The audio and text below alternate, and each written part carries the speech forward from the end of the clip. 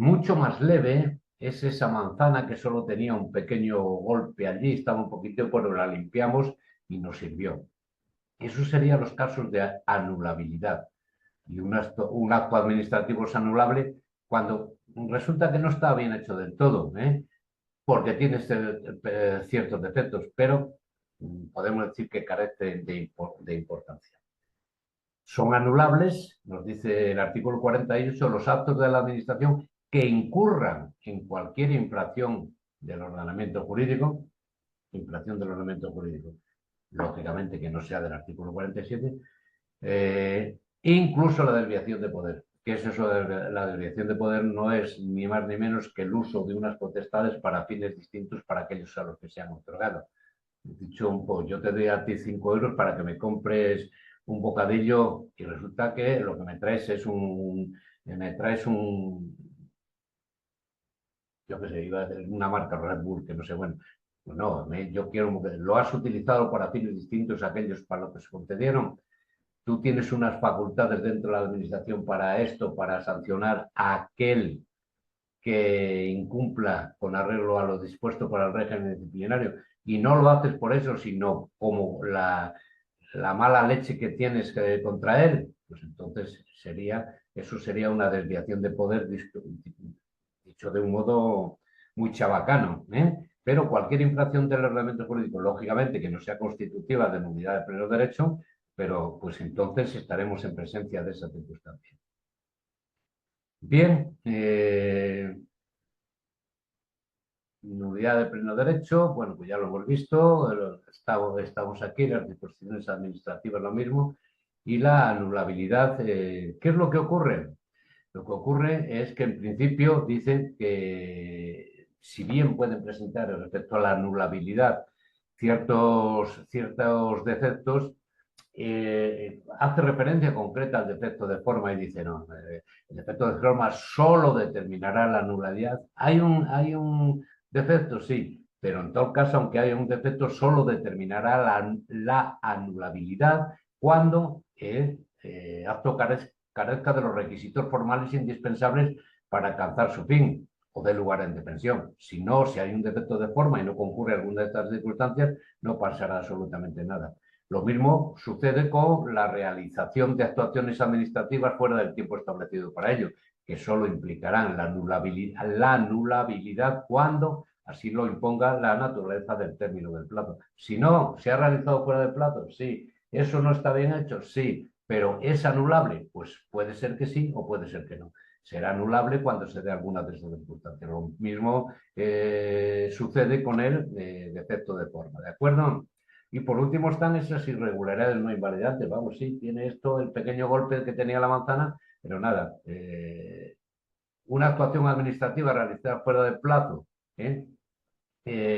cuando no lo imponga la naturaleza del término plazo, pues será una mera irregularidad invalidante. ¿De acuerdo? Bien, respecto a estas cuestiones, existen unos límites a esa extensión de la nulidad o anulabilidad de los actos. La regla general es que los actos son anulables, no son nulos de pleno derecho. Y en el artículo 49 de la ley nos dice que la nulidad o anulabilidad de un acto no implicará la de los sucesivos en el procedimiento que sean independientes en el primero. ¿Es nulo o es anulable? Pero hay un acto en el procedimiento que es independiente de ese, que es nulo o anulable, pues no determinará la nulidad. ¿Sí? Y además, la nulidad o anulabilidad en parte de un acto administrativo, no todo el acto administrativo, sino en parte, no implicará la de las partes del mismo que sean independientes de aquella. Lógicamente nos dice, salvo que la parte viciada sea de tal importancia que sin ella el acto administrativo no se hubiera dictado. Luego, existen unos límites a esa nulidad o anulabilidad. Vamos a conservar dentro de lo posible todo lo que sea, vamos, que no esté viciado. Y otra circunstancia a la que hace referencia es lo relativo a la conversión de los actos viciados. Bueno, actos viciados. Se refiere tanto a los actos nulos o anulables, que sin embargo contienen elementos que sean constitutivos de otro distinto, producirán los efectos de este. Vamos a aprovechar lo que se ha hecho, pero en esa circunstancia lo recoge el artículo 50. Y por otro lado se habla de la conservación de actos y trámites. Y nos dice que el órgano que declare la nulidad o anulabilidad de las actuaciones dispondrá siempre la conservación de aquellos actos y trámites cuyo contenido se hubiera mantenido igual, de no haberse cometido la infracción. Bueno, pues entonces en esos casos vemos que lo que se trata es de aprovechar, bueno, un principio que se habla en el derecho administrativo, pero vamos, no es el idioma de conservación, sino o sea, no de aprovechar los actos, sino que tiene un nombre, pero vamos, es lo de menos. Y por otro lado está la convalidación. Cuidado, la convalidación de los actos administrativos solo respecto a los actos anulables. Los actos nulos de pleno derecho no se pueden convalidar. Sí se pueden convalidar con arreglo al artículo 52 los actos anulables. ¿Y cómo se convalidarán? Subsanando los vicios que tengan. ¿Qué pasa? Que el vicio consiste en una incompetencia que es determinante de nulidad, considera en incompetencia no determinante de nulidad. ¿Os acordáis que había una competencia por razón de la materia del territorio? Bueno, pues en ese caso, si esta incompetencia no es determinante de nulidad, o sea, no es por una de esas causas, la convalidación podrá realizarse por el órgano competente cuando sea superior jerárquico de que dictó el acto viciado. Sería la incompetencia jerárquica, no la material ni territorial. ¿Se puede subsanar en este caso? Sí, porque no es nula de pleno derecho. ¿Cómo? Pues por el superior jerárquico del que dictó el acto viciado, ¿de acuerdo? Y en otro caso de la convalidación, solo de los actos anulables, no de los nulos. Si el vicio consistiera en alguna falta de autorización, oye, es que además de lo tuyo, de tu dictar, se necesita la autorización del presidente de la Junta de Comunidad de Castilla-La Mancha. Pues el vicio podrá ser convalidado el acto mediante el otorgamiento de la misma por el órgano que sea competente, ¿de acuerdo? Lógicamente, si se produce la convalidación del acto anulable, podemos preguntarnos desde cuándo producirá efectos ese acto de convalidación. Y nos dice la ley que el acto de convalidación producirá efectos desde su fecha, salvo lo dispuesto en el artículo 39 para la retroactividad de los actos administrativos, circunstancias que no vamos a entrar en concreto porque si no nos extenderíamos mucho. Regla general, desde que se produzca la convalidación. ¿Qué se puede convalidar? Solo los actos anulables. ¿Que es la falta es una incompetencia jerárquica? ¿Con quién no puede convalidar? Aquel que sea superior jerárquico del órgano permitido. ¿Que lo que faltaba es una falta de autorización que era necesaria? Pues amigo, se otorgará esa autorización y estaremos lógicamente llevando a cabo esa convalidación del acto administrativo.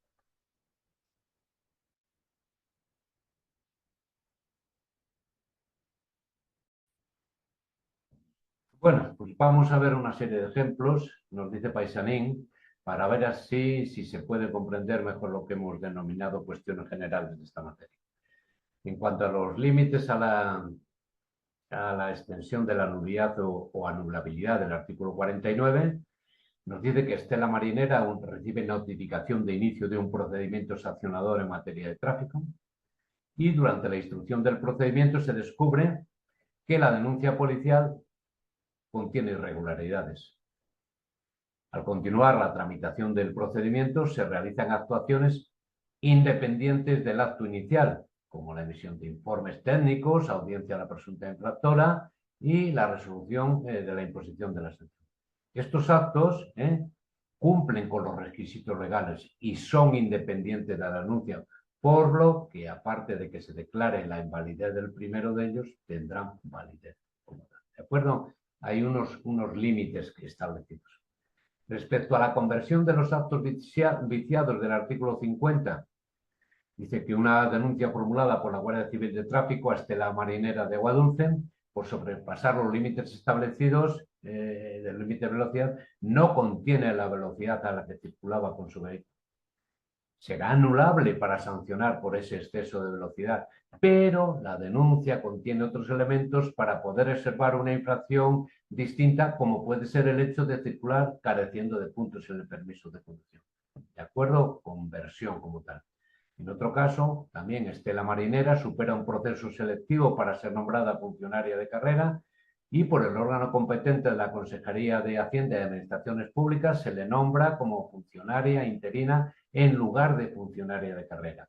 Bueno, el acto está viciado con el nombramiento de la interinidad, pero se podría subsanar a través de la conversión del acto de nombramiento de interino en lo que debería haber sido realmente funcionario de carrera.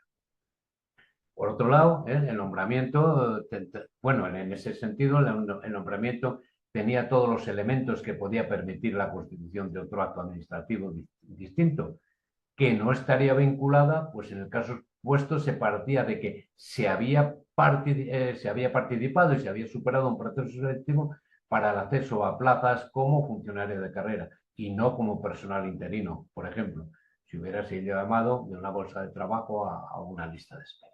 ¿De acuerdo? Bueno, hay una conversión de los actos. Una conversión. La otra cosa es la conservación de actos y trámites.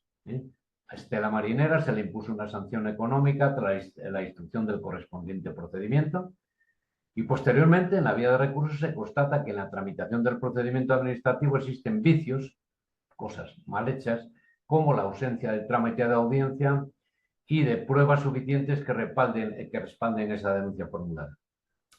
Bueno, el órgano competente podría decretar la nulidad de la sanción y anular las actuaciones posteriores que dependan de ella, como los requerimientos de pago o la ejecución de sanción.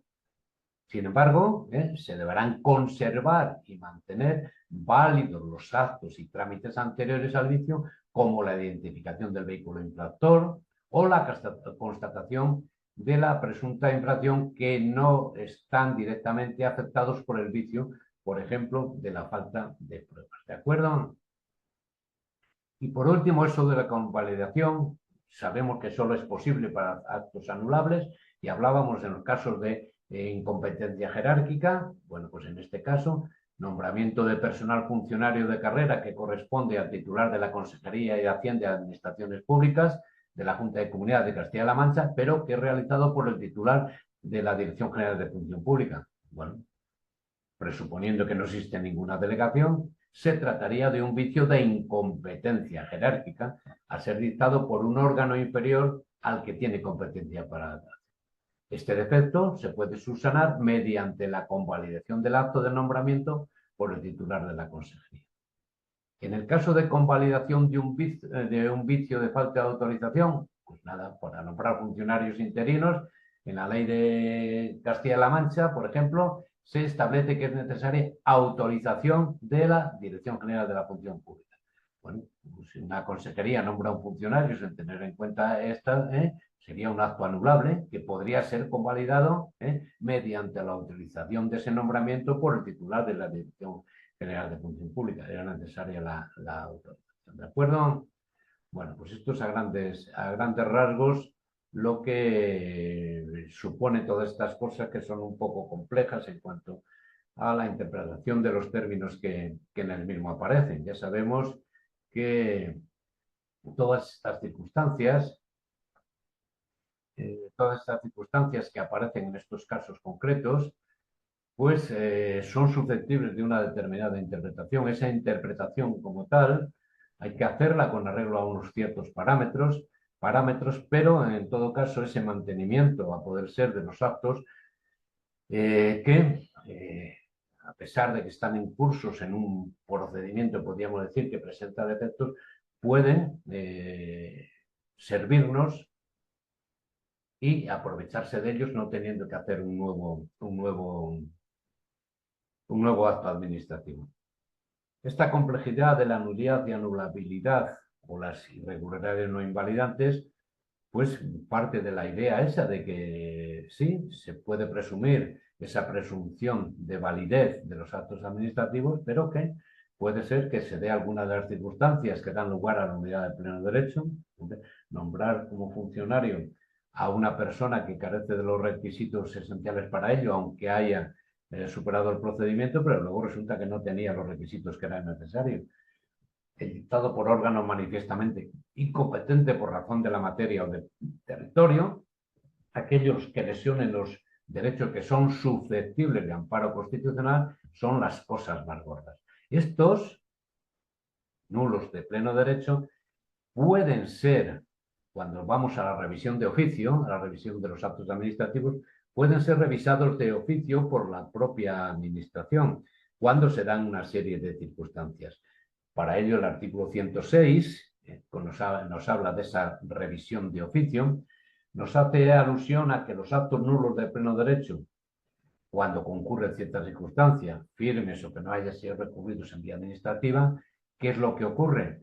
Que no existe un límite temporal para declarar esa revisión. Y puede hacerse bien por la propia administración o a solicitud de personas interesadas, previo dictamen favorable del Consejo de Estado, ¿de acuerdo? O del órgano consultivo de la comunidad autónoma. Una cosa es esa revisión de los actos administrativos y otra es la revisión de las disposiciones administrativas. Acordaros que los actos administrativos están regulados en el artículo 47.1, pero las disposiciones administrativas, esas nulas de pleno derecho, están en el 47.2. Y pues, una disposición, un reglamento, una ordenanza que sea contrario a la ley, que regule una materia que está reservada a la ley, que sea contraria a lo que... Bueno, pues entonces son nulas de pleno derecho. En esos también lo puede revisar en cualquier momento la administración. Pero aquí solo se puede hacer a solicitud, de oficio por la administración. No cabe la solicitud de interesado.